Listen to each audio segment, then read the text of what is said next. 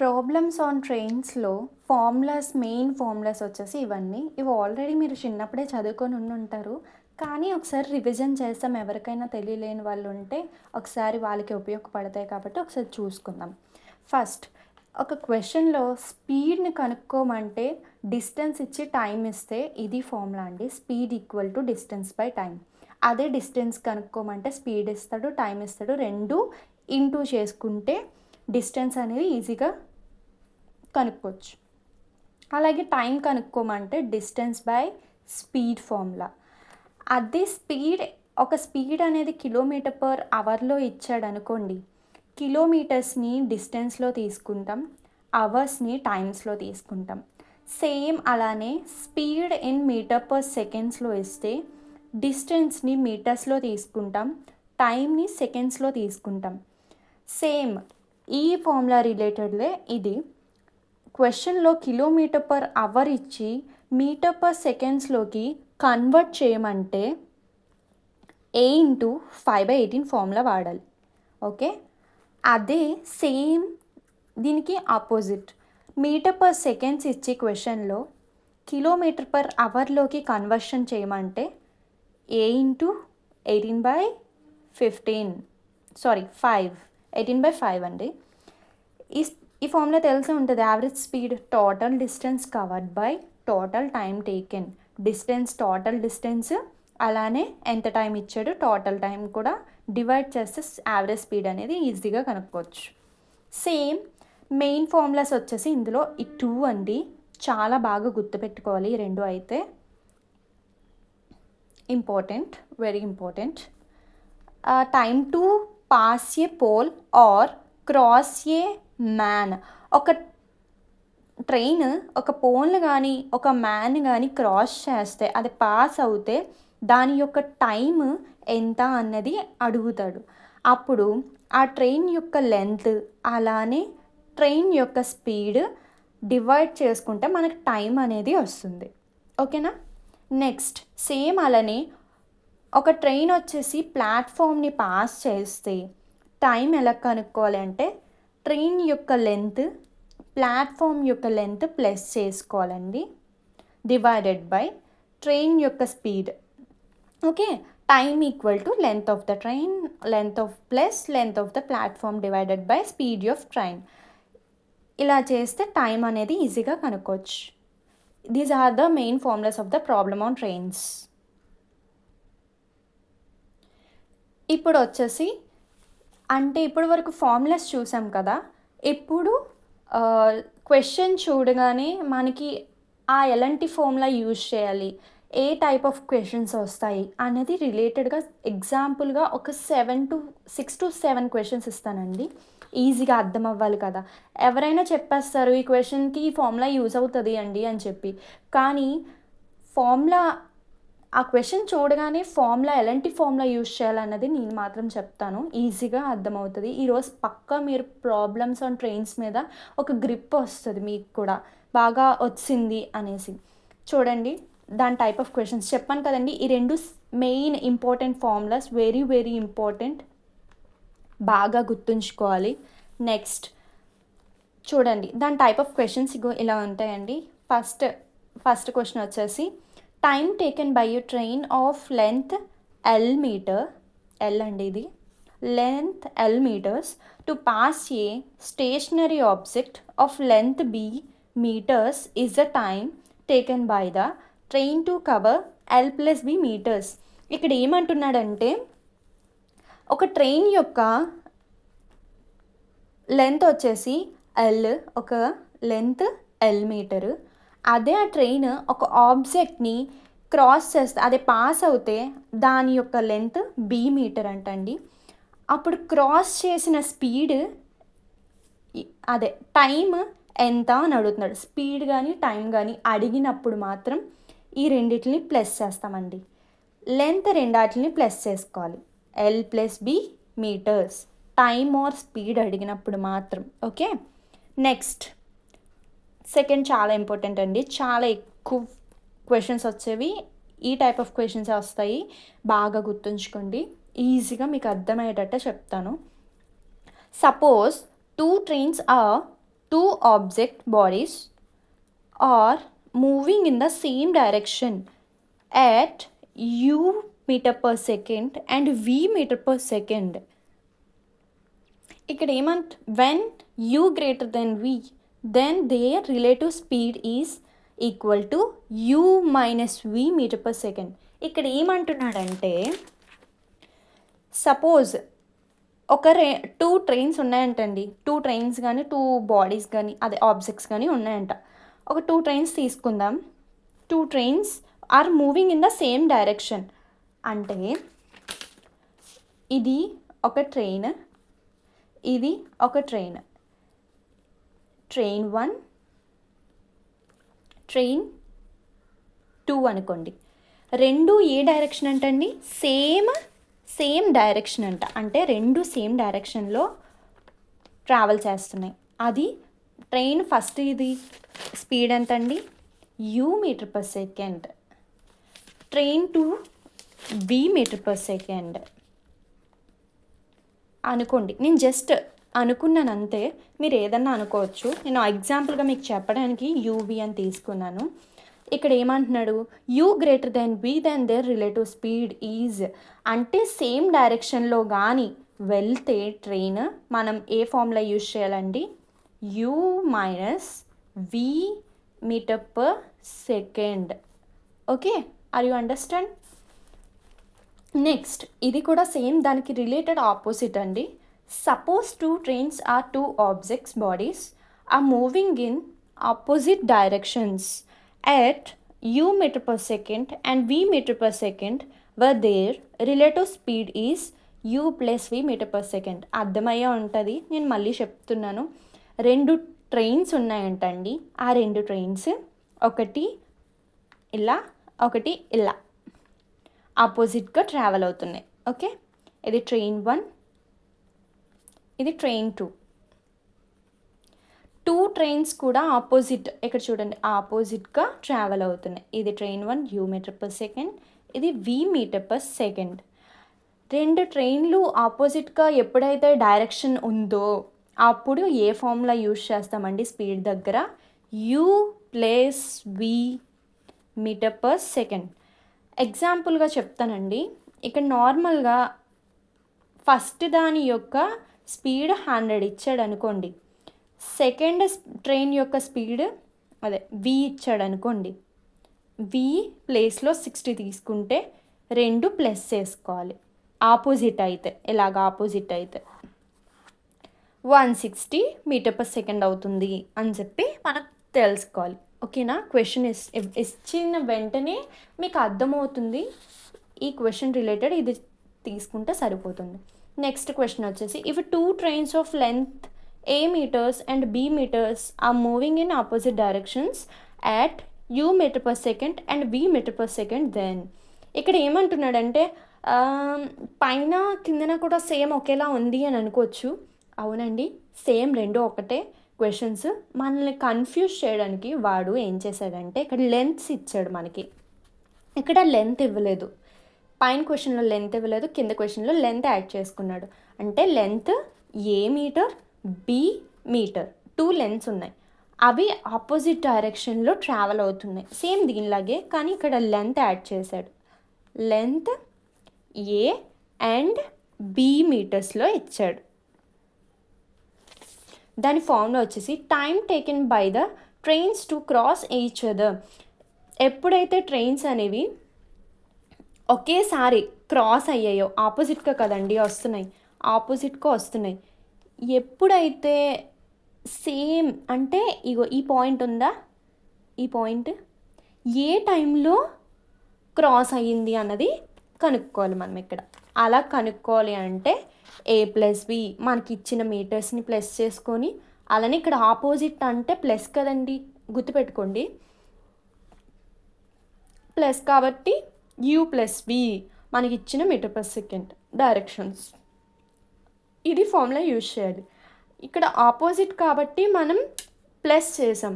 ఇక్కడ same direction. Next question ఇక్కడ చూసాను కదండి, ఇక్కడ suppose two trains same direction అయితే ఏం చేయమని చెప్పాను?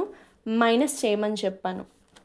సేమ్ ఇక్కడ సేమ్ డైరెక్షన్ అయితే యూ మైనస్ విఏ చేస్తాం. ఇక్కడ యాడ్ అయినది ఏంటంటే లెంత్ ఏ ఒకటి బి ఒకటి. Okay, next last of the question.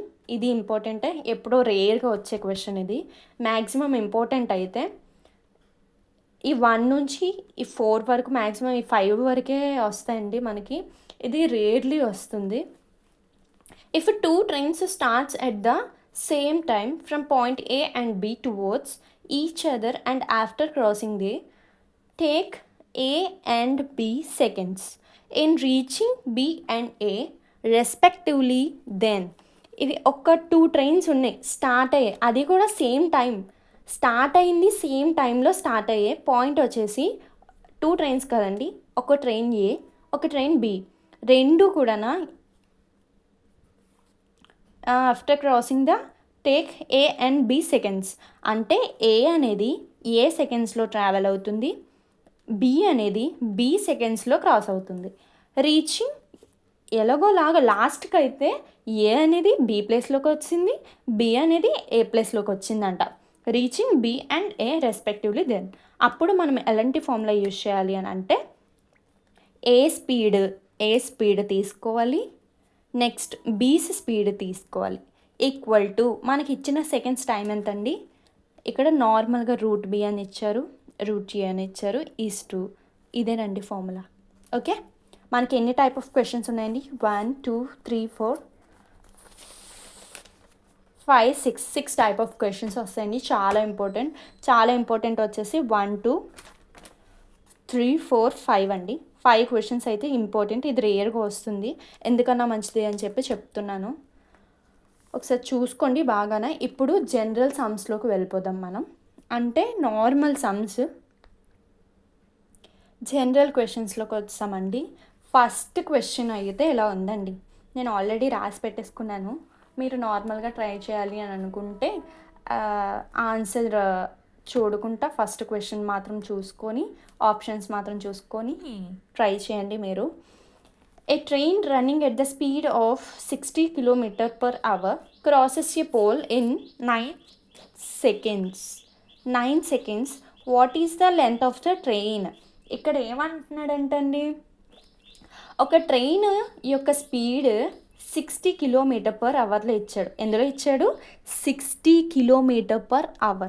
Okay, crosses a pole in 9 seconds. ఈ ట్రైన్ అంట ఒక పోల్ని క్రాస్ చేసిందంట. ఎన్ని సెకండ్స్లో? 9 secondsలో క్రాస్ చేసింది. What is the length of the train? ఆ ట్రైన్ యొక్క లెంత్ ఎంత అన్నది అడుగుతున్నాడు. అర్థమైందండి? మనకి ఇచ్చిన ఆప్షన్స్ వచ్చేసి 120 meters, 180 meters, 324 meters, 150 meters. మనకు ఆప్షన్ డి. అది ఎలానో చెప్తాను, ఈజీగా మీకు అర్థమయ్యేటట్టు చెప్తాను, క్లారిటీగా ఎక్స్ప్లెనేషన్ ఇస్తాను. ఫస్ట్ మనకి ఇచ్చిన వాల్యూస్ ఏంటండి? స్పీడ్ అనే ఇచ్చాడు 60 km/h.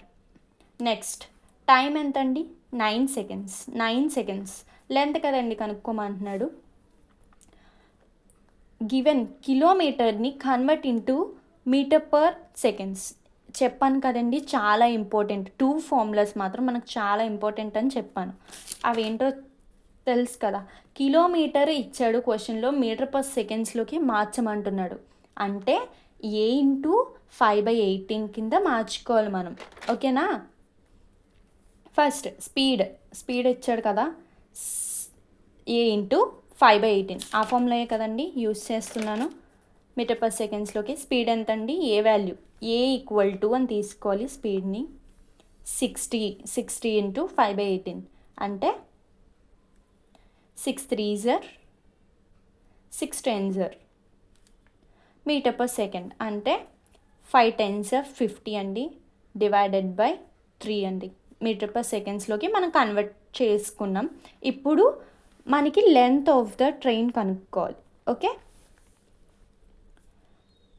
ఎందుకంటే మీటర్/సెకండ్స్లోకి ఎందుకు చేశారు మీరు అని క్వశ్చన్ రావాలి. ఎందుకు అని అంటే మనకి ఇచ్చిన ఆప్షన్స్ చూడండి, అన్ని మీటర్స్లోనే ఉన్నాయి, కిలోమీటర్స్లో లేవు. అందుకు మాత్రం మనం కన్వర్ట్ చేసాం. ఓకేనా? లెంత్ ఆఫ్ ద ట్రైన్ కనుక్కుంటున్నాను ఇప్పుడు.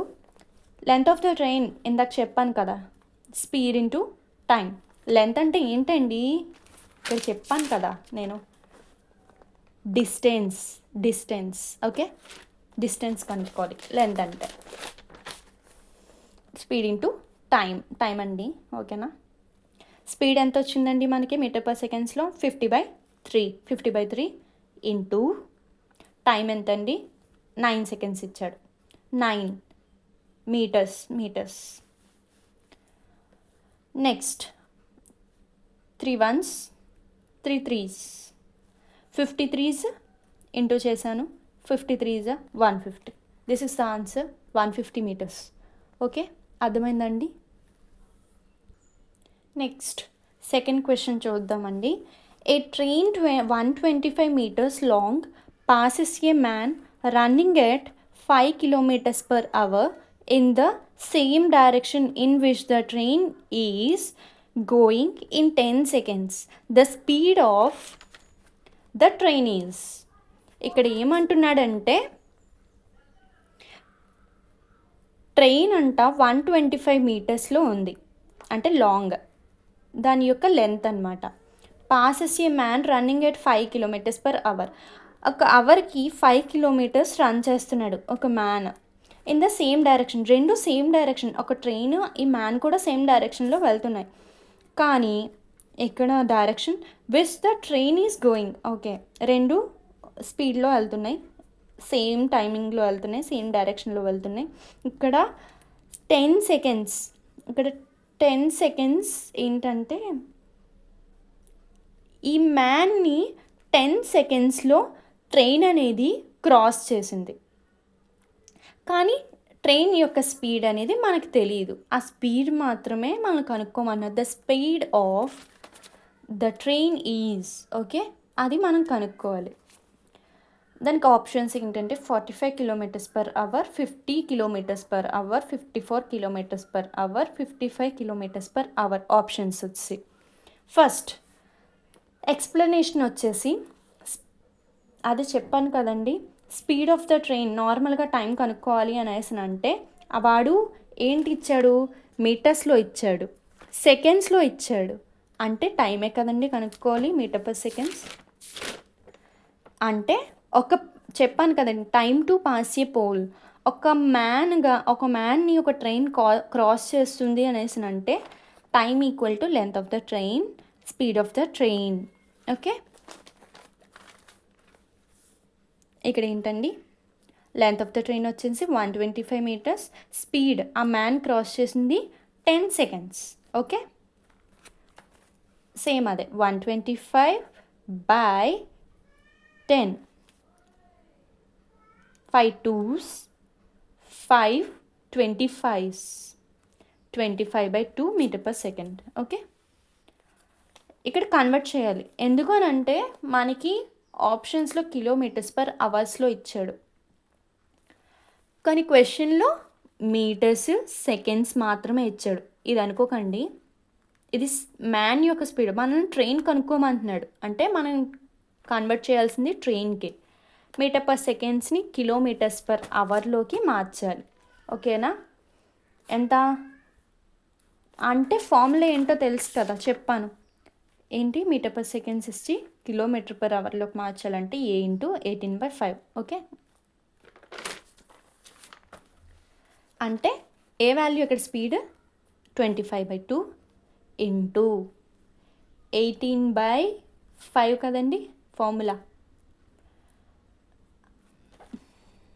A × 18/5 అండి. ఓకేనా, కిలోమీటర్స్ పర్ అవర్ కన్వర్షన్ అండి. 5 1s 5 5s, 2 1s 2 9s 18. Okay, 5 9s 45 kilometers. ఇక్కడ ఏం అడుగుతున్నాడంటే ఓకే ఇక్కడ వరకు అయిపోయింది, అసలు స్పీడ్ ఎక్కడ కనుక్కున్నాం అబ్బా అనేసి మీరు అడగవచ్చు. స్పీడ్ ఎలా కనుక్కోవాలి అని అంటే speed of the train B మనకు తెలియదు కాబట్టి x km/h. Okay, relative speed ఎందుకు తీసుకున్నారు అనేసి మీకు డౌట్ రావాలి. అంటే ఇక్కడ ఏమన్నాడు క్వశ్చన్లో, సేమ్ డైరెక్షన్ అని అన్నాడు, గుర్తుందండి. సెకండ్ క్వశ్చన్ చెప్పాను నేను, రిలేటెడ్ క్వశ్చన్ వస్తుందని. సేమ్ డైరెక్షన్ అంటే రిలేటివ్ స్పీడ్ u-v తీసుకోవాలి అని చెప్పి. ఓకే, అదే తీసుకుంటున్నాను నేను.